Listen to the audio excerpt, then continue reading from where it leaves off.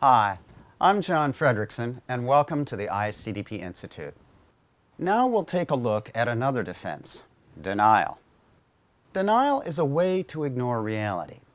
And Anna Freud described 4 ways we can do just that. There's denial per se. We can say that something in reality just simply doesn't exist. We also can have denial and fantasy. Here, we pay attention to a fantasy rather than reality. Then we can have denial in words. Here is where we pay attention to what someone says rather than what he does. And then we have denial in deed. Here we can behave as if something does not exist.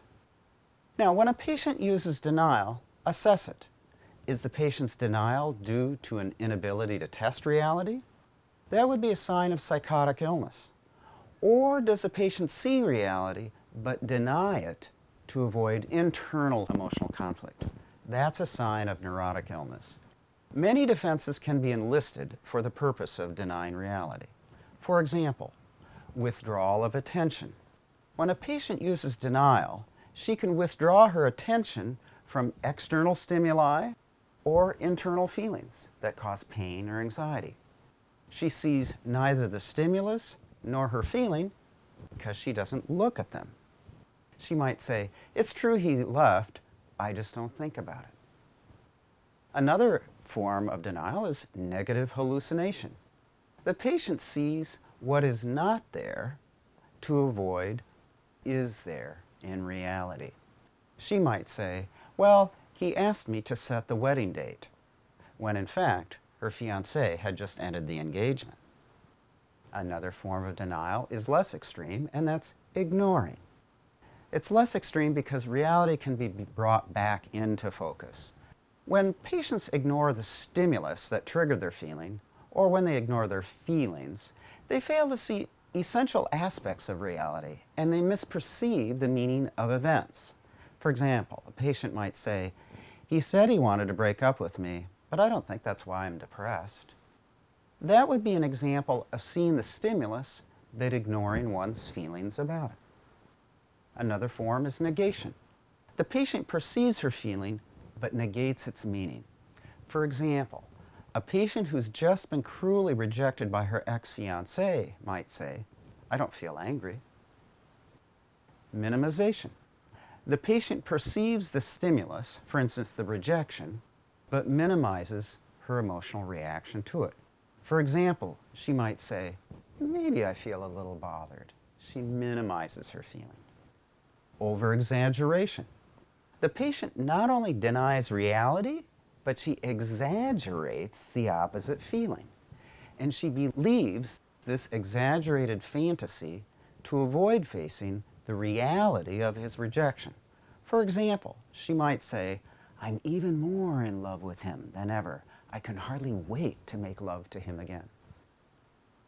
Reversal. The patient changes her experience of anger into its opposite. After having been rejected by her ex-fiancé, she might say, "I feel quite happy. I'm a liberated woman now." We could also have the defense of ridicule as a form of denial. Here, the patient perceives the stimulus, the rejection, but denies its importance and thus the reality of any feeling response. Regarding his rejection, she might say, "Oh, that was nothing. I've had many men before. I'll have many men in the future." Then we can have fantasy as a form of denial.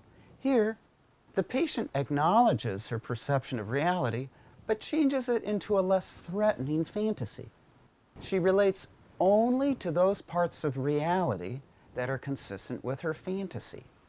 So here, her fantasy about reality takes precedence over her perception of reality.